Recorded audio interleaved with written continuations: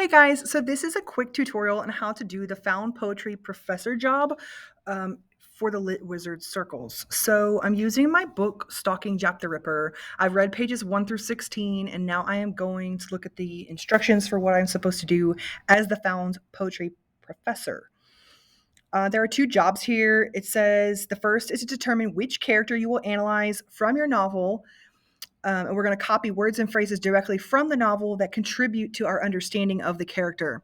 So I chose my main character. Her name is Audrey Rose Wadsworth, and there's a line in the book where she gives her full name when she's talking about herself. So I went ahead and just copied her full name as one of mine. It says these can be descriptions, dialogue, or words that you think make your character realistic. Aim for a minimum of 20 words. List your words and phrases below. So you can see that some of mine are just words and some of them are phrases. And so I try to pick things I felt like kind of went along with her personality, even though not every single word was directly talking about her.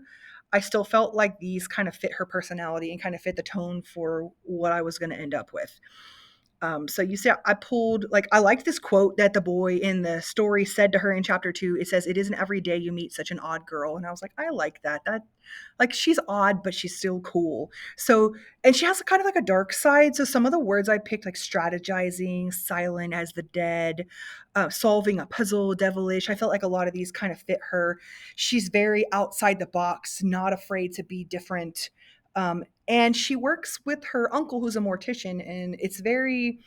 We're talking about like you know Elizabethan England, so it's very outside the box for her as a female to even think about doing something seriously, having to do with like cadavers and autopsies and stuff. And so she is breaking the mold for sure.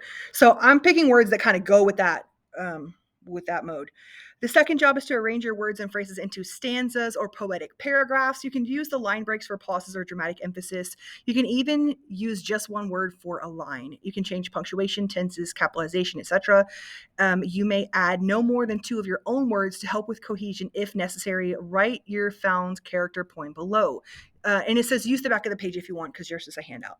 I went through and took all of the things I had up here and I put them in. I mean, you notice some of them are just one word and then I went to the next line. I felt like it had more of an impact if I just put this word on a line by itself. But then some of them I put together, like quite impressive and new sensation were phrases I got from 2 separate pages. But I thought, hey, quite impressive new sensation kind of goes along together.